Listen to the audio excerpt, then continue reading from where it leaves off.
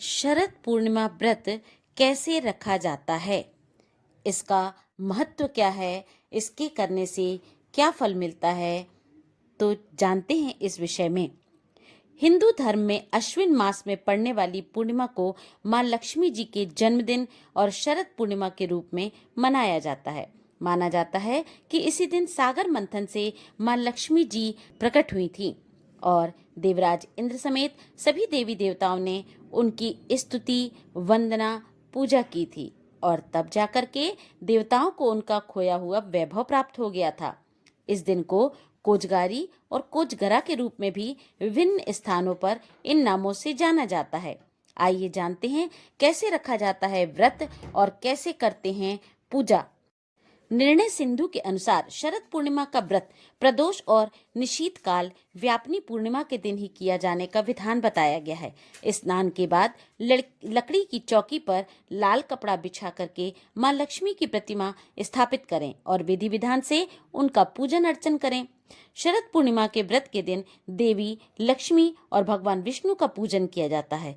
इस दिन व्रत का नियम धारण करने वाले भक्त को जीवन में आर्थिक और शारीरिक रूप से लाभ की प्राप्ति होती है। इस पूर्णिमा के दिन प्राचीन मान्यताओं के अनुसार रात्रि जागरण करते हुए भगवान श्री विष्णु और देवी माता लक्ष्मी का पूजन करना चाहिए।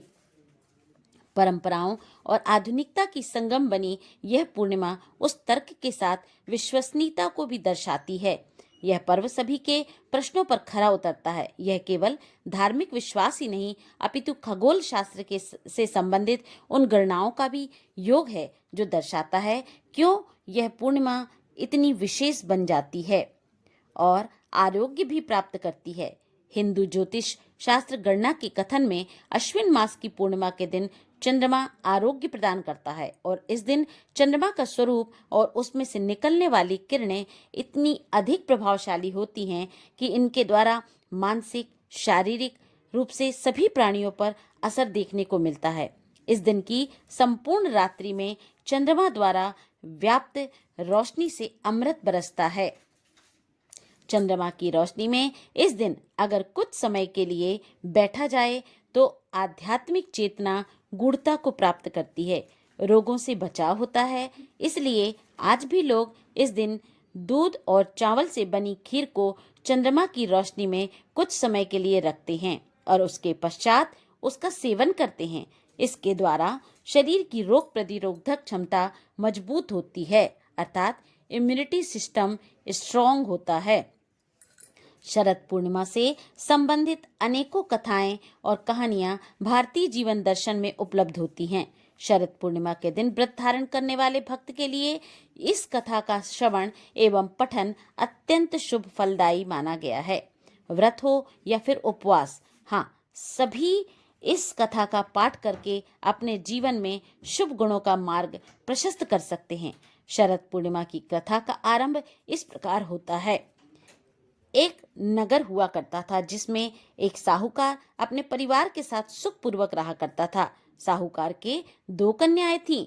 साहूकार की छोटी कन्या हर काम में लापरवाह थी, लेकिन उसकी बड़ी कन्या बहुत सजगता से सभी कार्य करती थी। बड़ी लड़की धार्मिक कार्यों में भी निपुण थी, किंतु छोटी कोई भी पूजा पाठ, व्रत इत्यादि सफलता से कर ही नहीं पाती थी। कुछ समय बीतने के पश्चात साहूकार ने अपनी कन्याओं का विवाह सुंदर व योग्य लड़कों के साथ संपन्न करा दिया। दोनों ही कन्याएं सुखपूर्वक जीवन व्यतीत कर रही होती हैं, लेकिन छोटी बेटी को एक कष्ट था। उसे जो संतान होती थी वह मृत्यु को प्राप्त हो जाया करती थी।